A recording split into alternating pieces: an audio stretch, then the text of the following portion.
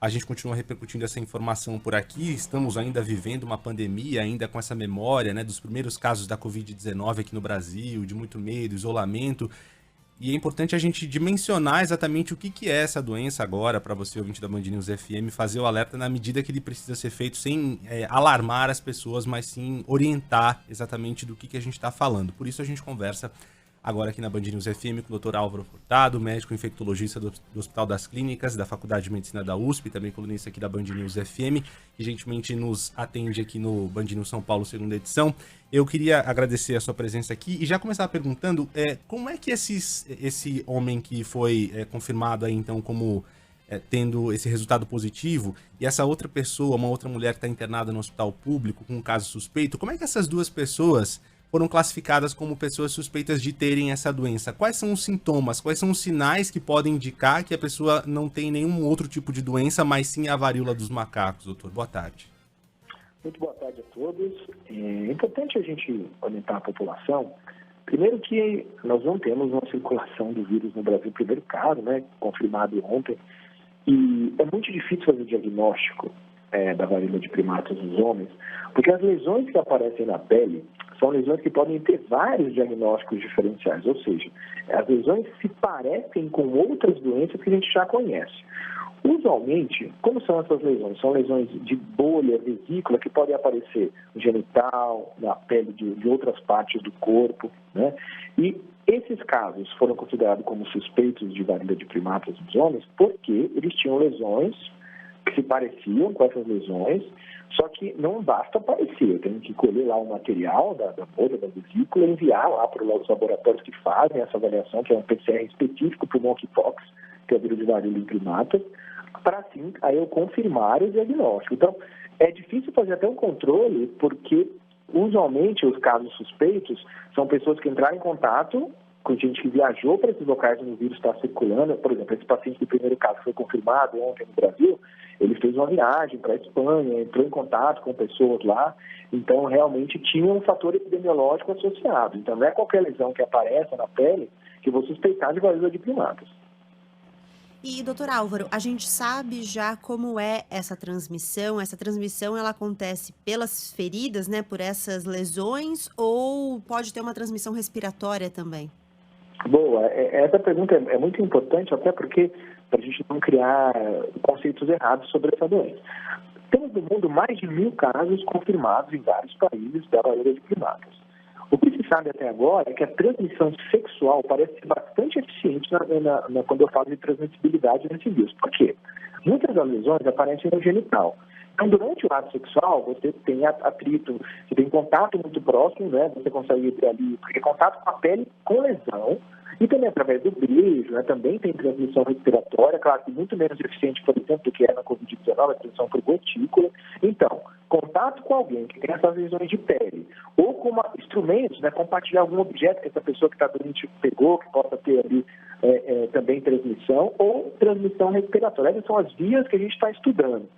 Agora, com a informação que a gente tem de transmissibilidade, mas é claro que a gente precisa entender melhor qual é o percentual de cada um desses mecanismos de transmissão, qual é o mais importante. Até agora, realmente tem se mostrado muito eficiente o contato sexual que você possa ter com alguém com essas lesões de pele. Mas isso não significa necessariamente que apenas sexualmente transmissível, ou seja, a pessoa se entrar em contato, se ela encostar naquela ferida, se der um abraço, ela também pode transmitir. Não é exclusivamente sexualmente transmissível. Não é considerado, perfeito, não é considerado exclusivamente uma infecção sexualmente transmissível, mas também transmissão por encostar, compartilhar, contato respiratório também pode ser uma via eficiente de transmissão dessa doença. Ou seja, as máscaras podem ajudar a evitar a transmissão da doença, doutor? Ou cedo para dizer ainda? Se a doença assume um caráter epidêmico, onde muitas pessoas, não é o caso que está acontecendo agora no mundo, né? Nós não temos de forma alguma o que aconteceu, por exemplo, depois de um mês da Covid, onde estava o mundo inteiro com a pandemia. São mais de 1.000 casos confirmados no mundo. Então, se torna uma doença com expressão numérica significativa, a máscara pode ser uma estratégia de prevenção. Mas também lembrar que se assumir um caráter de gravidade, eu acho pouco provável, mas a gente nunca sabe, existe a vacina, né, que foi, até hoje a gente não faz mais, porque a varíola foi erradicada, a varíola que a gente já vai com a varíola humana, e essa vacina pode ser reativada para a prevenção de varíola de primatas também. Então, assim, se subir algo mais grave, nós temos ferramentas eficazes, além de máscara, obviamente, para poder barrar a extensão rápida de casos no mundo. Tem uma pergunta de uma ouvinte nossa, a Nana Campelo, escreveu aqui no 999592100, perguntando se essa varíola é uma variante nova da que a gente já conhece e de que há vacina, ou se a gente está falando de uma outra variante. Olha, essa é a pergunta da varíola de primatas, né? Já essa varíola de primatas já é uma velha conhecida já tem casos relatados desde os anos 70, então há mais de 50 anos.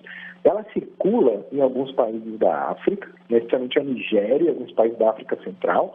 E o que aconteceu foi, até agora, esse número de casos que apareceu até já maio agora desse ano, antes disso, em 2017, 2018, 2019, a gente viu casos de pessoas que viajavam para esses lugares da África, tinham contato com primatas, através de atividades, quando elas viajavam, e voltavam com essa doença, e tinham sintomas fora do país onde ela viajou. Então, no Reino Unido. Agora, o que está acontecendo é uma transmissão sustentada em pessoas que voltaram, estão com doença e estão passando umas para as outras, numa velocidade como a gente nunca tinha visto antes dos últimos 5 anos. Então, é um vírus que a gente já conhecido. O que se acha desse novo, do vírus da varíola, talvez ele tenha sofrido alguma mutação que torne um pouco mais transmissível, mas isso é tudo bastante especulativo ainda. Então, estão vai fazer uma avaliação genômica. Assim como a gente fez para a Covid, aquela vigilância genômica, de olhar o genoma do vírus, eles estão fazendo e vendo que realmente esse de agora parece ser um pouquinho diferente dos que eram anteriores, dos últimos anos que esteve lá na Nigéria. Então, vale a pena a gente esperar um pouco mais para ter certeza que realmente tem alguma coisa genética diferente dos primeiros. E uma informação importante, o doutor Álvaro explicava, né? A gente não tem uma situação endêmica nesse momento, mas as organizações de saúde estão tentando se antecipar justamente pela experiência que a gente teve agora com a Covid-19. Então, houve um treinamento na Fundação Oswaldo Cruz nessa semana. Aliás, hoje e amanhã, né? Acontece esse treinamento. Fundação Oswaldo Cruz cedia um treinamento feito em parceria com a Organização Pan-Americana de Saúde e o Ministério da Saúde, reunindo profissionais de saúde de 7 países, justamente para capacitar os profissionais de saúde a identificar a doença, identificar os sinais que a diferenciam. Isso é importante, porque é uma tentativa de se antecipar, né? Doutor Álvaro, ainda em relação à vacina contra a varíola, o senhor bem destacava que é uma doença erradicada, então nem todo mundo chegou a tomar a vacina. Queria que o senhor reforçasse quem são as pessoas, né, até determinada idade, até, se não me engano, início dos anos 80, né, que receberam a vacina contra a varíola. E a gente pode dizer qual seria uma taxa de proteção da vacina contra a varíola, nesse caso, na proteção da varíola do macaco. Aquelas pessoas que tomaram até essa década de 80, elas estariam mais protegidas do que quem não tomou a vacina ou não necessariamente? Qual a taxa de proteção? A gente tem esse número? Essa pergunta também todo mundo faz, né? Porque a gente sabe que, infelizmente, a varíola foi erradicada, né? Já faz muitos anos isso. A gente tem essa vacina ainda, né? E há mais de 40 anos a gente não tem caso de varíola humana. Só que as pessoas que tomaram a vacina de varíola humana já há muito tempo atrás, mesmo essas pessoas já perderam essa imunidade. Porque o que acontece? Com o tempo você tomou a vacina, a imunidade vai caindo. Então, essas pessoas que tomaram vacina de varíola, pessoas que têm mais de 40, 50 anos, 60 anos, elas não estão protegidas, porque você cai o título de imunidade, você vai perdendo essa imunidade. A durabilidade dessa resposta imune é de alguns anos. Como já fazem muitos anos que as pessoas tomaram vacina, elas são tão vulneráveis quanto quem não tomou vacina. Então, se a gente realmente tiver um surto de expressão global, onde a gente precise vacinar as pessoas, vão ser todas as pessoas vacinadas. Claro que inicialmente, o que a OMS está avaliando? Não recomendou nenhuma vacina, a nova campanha vacinal para ninguém ainda. Precisa se avaliar melhor realmente como vai acontecer nas próximas semanas, mas se tiver alguma situação dessa, realmente todo mundo vai ter que ser vacinado. Muitas doenças têm seus estigmas, né, doutor Álvaro? Um ouvinte aqui, final de telefone 9213, pergunta assim, existe algum perfil desses contaminados, nesses casos que estão acontecendo no mundo? Ele diz aqui, houve um absurdo quanto estar atrelado a homens que fazem sexo com homens. Ele até diz assim, esse é o nível da desinformação. Existe esse perfil? Pois no começo da epidemia de HIV, a gente vê que os primeiros casos de HIV estavam mais relacionados à população de homem que faz sexo com homem. Depois a gente foi ver que a doença tem vários mecanismos de transmissão heterossexual, transmissão por transfusão de sangue. Então, o que se sabe até agora, que grande parte dos casos que foram descritos foram em homens que fazem sexo com homem, mas isso não significa que a transmissão só é na população HSH, que não faz com o homem. Qualquer relação sexual com alguém que tem lesão no genital, com lesão de varíola de primatas, pode transmitir para outra pessoa. Então é importante desmistificar esses mitos que só aumentam o preconceito. A gente não pode falar em saúde pública dessa forma para as pessoas, que transmissão é sexual.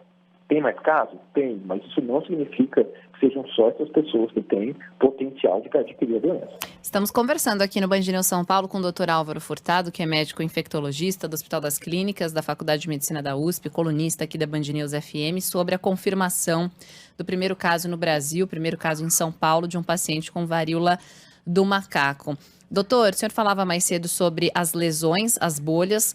Quais são os outros sintomas? Existe um tratamento? Ele é só em relação a esses sintomas? Qual seria o tratamento? Quais são as manifestações? E por quê? Ouvintes perguntam, por que é chamada de varíola do macaco? Qual a relação com o animal? Muito bom. Os sintomas, para a gente explicar melhor para os nossos ouvintes, começa com um quadro de febre, dor muscular, inapetência, cansaço, isso depois de contato, e paralelamente aparecem essas lesões de pele, né? As lesões que parecem umas bolinhas de água, elas vão aparecendo erupções cutâneas, né, em vários locais do corpo, no rosto, no genital, né? E geralmente essa doença dura mais ou menos de 2 a 4 semanas. E as pessoas que têm doença devem ficar isoladas pelo menos 3 semanas para diminuir a transmissão para outras pessoas, né? Também pode aparecer os linfonodos, os gânglios inchados na virilha, algumas regiões do corpo. Então esse é o quadro clínico da doença. O nome varíola de primatas é um nome até infeliz, porque na verdade o macaco não é até acidental, né? Se acha até que o reservatório desse vírus são até em roedores, né? Então acaba sendo acidental como é no homem e o macaco também, né? Então ficou esse nome monkeypox porque grande parte dos primeiros casos foram relatados na África de pessoas que tinham contato lá com os macacos doentes, mas os macacos não são reservatórios desse vírus, né? Então para ficar bem claro isso para a população. Até se tem uma dúvida se realmente são só os roedores, né? Podem ser reservatórios relacionados aí a essa varíola de primatas. Uhum. Doutor Álvaro, qual é o risco dessa doença? É uma doença considerada de alto risco? As pessoas podem morrer por contraí-la? Olha, não tem nenhum caso no mundo descrito de óbito relacionado, né? Isso, claro, existe o risco de um surto global. Pode acontecer no mundo globalizado, onde as pessoas viajam e acabam... Isso aconteceu claramente durante a Covid-19, né? Mas lembrar que é um vírus de bem menor potencial de transmissibilidade. A gente não tem um risco altíssimo de um surto global, a própria OMS colocou como um risco moderado, mas isso não significa que a gente não deva fazer uma vigilância dos casos que estão aparecendo. Porque o que acontece? Hoje, se a gente tem caso e a gente faz o diagnóstico precoce dessa pessoa, a gente isola essa pessoa durante 3 semanas, durante 21 dias, e a gente consegue, de uma certa forma, barrar a transmissão. Então, é importante capacitar os profissionais para receber esses pacientes, ter um plano de contingência, o hospital que vai receber, métodos de fazer diagnóstico rápido, né, que não demore muito, que laboratórios de referência, então já temos isso, né, o Lux faz isso aqui em São Paulo e outros locais do Brasil, para que a gente consiga, de uma certa forma, tentar frear, já que é uma doença de uma transmissão que aparentemente não é tão acelerada como a gente vê lá com a Covid-19. Álvaro Furtado, médico infectologista do Hospital das Clínicas da Faculdade de Medicina da USP, conversando com os ouvintes da Band News FM. Muito obrigado pelos esclarecimentos. Até uma próxima, doutor. Muitíssimo obrigado. Boa tarde para todo mundo. Boa tarde. Valeu. Obrigada.